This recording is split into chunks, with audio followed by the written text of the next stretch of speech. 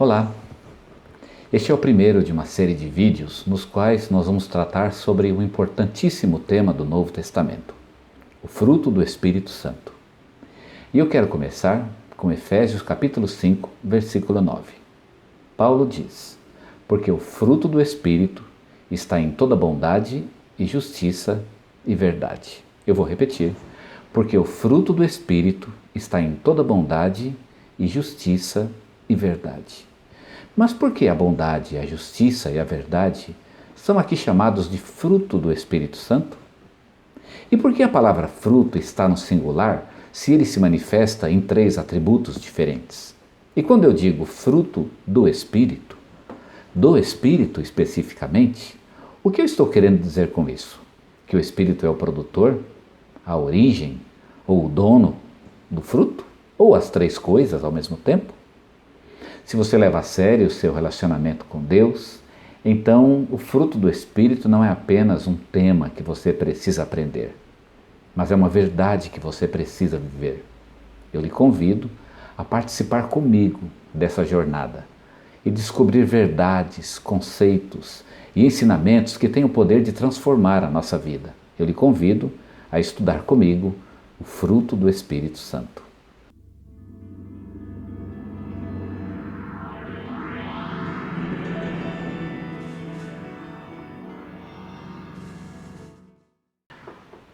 Antes de iniciar os nossos estudos, eu gostaria de fazer um pequeno resumo da nossa proposta.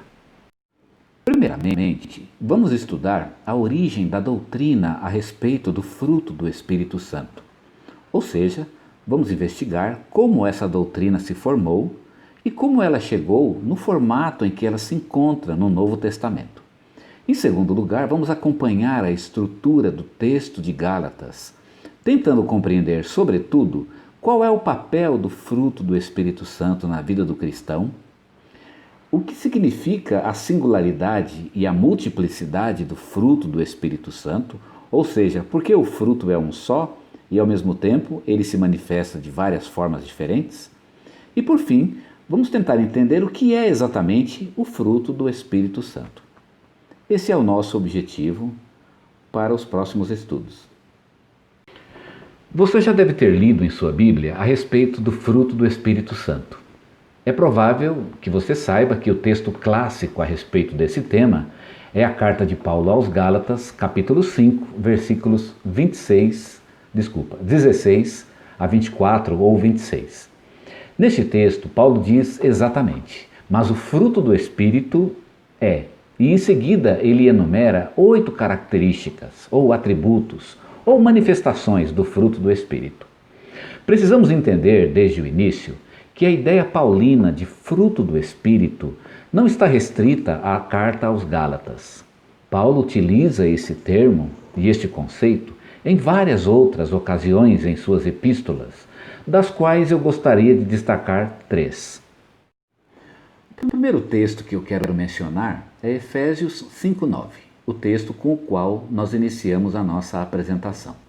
Ele diz o seguinte: porque o fruto do Espírito está em toda bondade e justiça e verdade. Você pode observar que Paulo usa a mesma expressão que ele tinha usado na carta aos Gálatas, o fruto do Espírito. Ele até inclui aqui uma característica que ele tinha mencionado na carta aos Gálatas, a bondade, dizendo agora, porque o fruto do Espírito está em toda bondade. O segundo texto que eu gostaria de mencionar é Filipenses 1:11.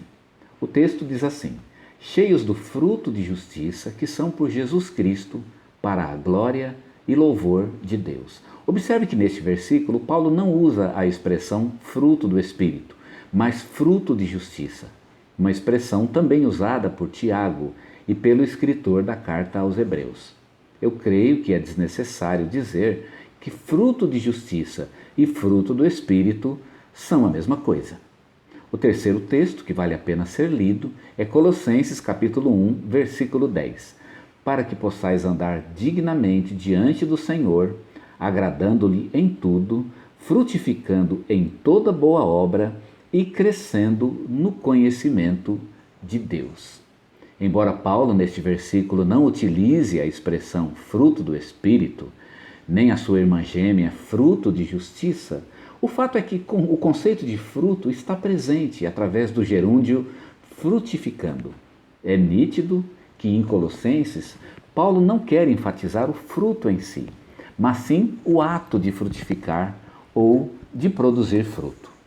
Eu creio que esses exemplos são suficientes para nos convencer de que a doutrina do fruto do Espírito não está presente apenas em Gálatas, mas também em outras partes das epístolas de Paulo, até mesmo em outras partes do Novo Testamento. O conceito de fruto implica que a ação humana não é livre em si mesma, mas ela é resultado de fatores internos, fatores psicológicos, fatores emocionais e principalmente, e é o que se tem em mira no Novo Testamento, fatores espirituais. Mas de onde Paulo tirou essa ideia? Será que ele inventou este conceito de fruto? Será que ele criou essa doutrina? É claro que não. Nós já sabemos que tanto Paulo quanto os outros escritores do Novo Testamento extraíram a sua ideia de chamar a ação humana de fruto do ensino do próprio Senhor Jesus Cristo. Foi Jesus, antes de Paulo e de qualquer outro autor, que inseriu na linguagem do Novo Testamento o conceito de fruto. Eu gostaria de destacar aqui 2 exemplos do ensino de Jesus. O primeiro deles um pouco mais genérico, apenas para demonstrar que Jesus utilizou a figura do fruto no seu ensino, e o segundo um pouco mais importante do ponto de vista da teologia do fruto do Espírito Santo. Vamos ao primeiro. Em Mateus, capítulo 7, versículos 16 a 20, Jesus estava apresentando a distinção entre aqueles que aceitam a mensagem do Evangelho e aqueles que não a aceitam. Ele vai dizer assim neste texto: por seus frutos os conhecereis. Porventura colhem-se uvas dos espinheiros ou figos dos abrolhos? Assim, toda árvore boa produz bons frutos, e toda árvore má produz frutos maus. Não pode a árvore boa dar maus frutos, nem a árvore má dar frutos bons. Toda árvore que não dá bom fruto, corta-se e lança-se no fogo. Portanto, pelos seus frutos os conhecereis. Jesus, assim como Paulo o faria alguns anos mais tarde, estava dizendo que a ação humana é determinada por fatores que a antecedem. No caso, a bondade ou a maldade interior. O que Jesus chamou de fruto bom, Paulo chamou de fruto do Espírito. E o que Jesus chamou de fruto mau, Paulo chamou de obra da carne.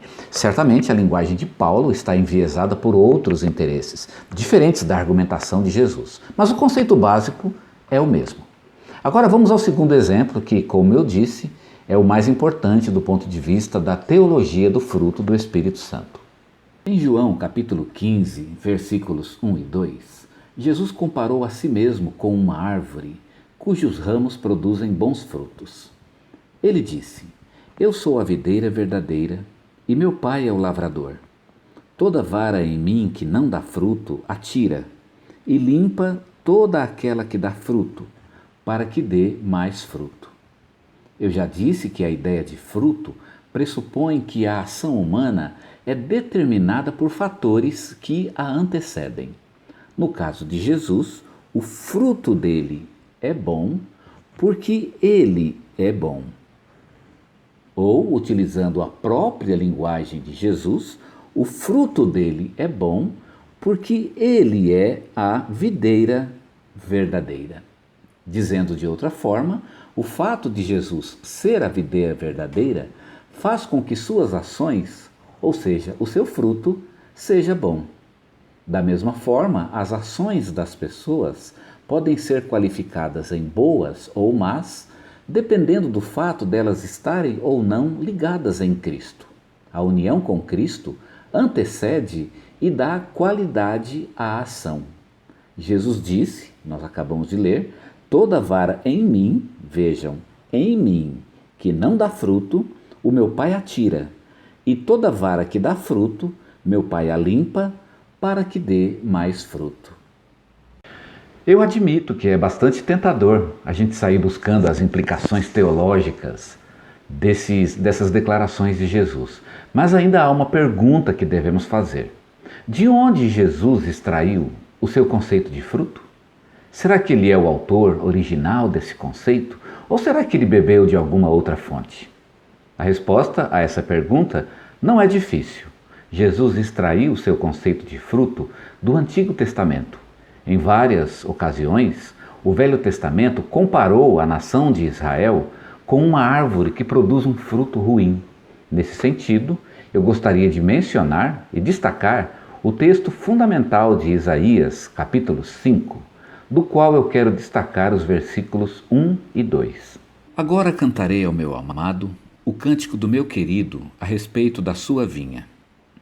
O meu amado tem uma vinha em um outeiro fértil, e a cercou, e a limpou das pedras, e a plantou de excelentes vides, e edificou no meio dela uma torre, e também construiu nela um lagar. E esperava que desse uvas boas, mas deu uvas bravas. Você pode ver que nesse texto, a nação de Israel é comparada a uma plantação de uvas, que recebeu todos os investimentos para que desse bons frutos, mas o resultado foi negativo. A vinha produziu uvas bravas. Agora podemos entender o que Jesus estava querendo dizer quando declarou: "Eu sou a videira verdadeira". Ele estava dizendo: "Eu sou a videira verdadeira e não a falsa videira de Isaías 5".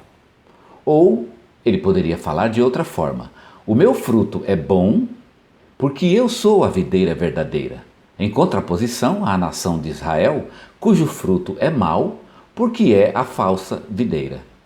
Vejamos as implicações dessa declaração de Jesus. Em primeiro lugar, Jesus produz o fruto que o antigo Israel não conseguiu produzir.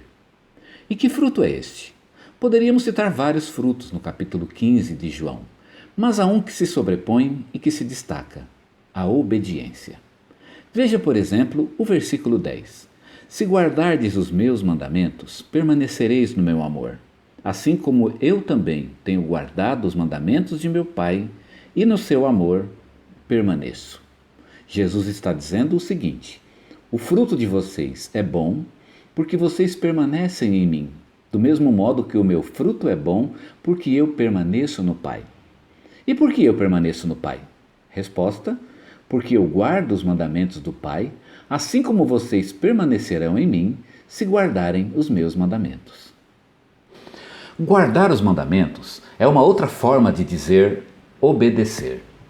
Jesus exige obediência porque ele é obediente. O fruto, portanto, é a obediência. Por tabela, já sabemos qual é o fruto mau produzido pelo antigo Israel: a desobediência. É muito tentador, nesse ponto, perguntar por que o fruto no ensino de Jesus é a obediência e no ensino de Paulo é o amor. Mas devemos resistir a essa tentação e manter a nossa linha de raciocínio. Os mais espertos provavelmente já evocaram o mandamento específico de Jesus ao qual devemos obedecer. E se você não sabe que mandamento é este, basta ler João 15, 12 e automaticamente você vai associar o ensino de Jesus ao ensino de Paulo. A segunda implicação teológica dessas declarações de Jesus é que ele deixa ou ele permite que os frutos produzidos por ele sejam o resultado da obra de Deus em sua vida. Ele diz, em outras palavras, o fruto não é produção minha, mas o resultado da obra de Deus em mim. No versículo 4 ele diz: "Não pode o ramo produzir fruto de si mesmo, se não permanecer na videira".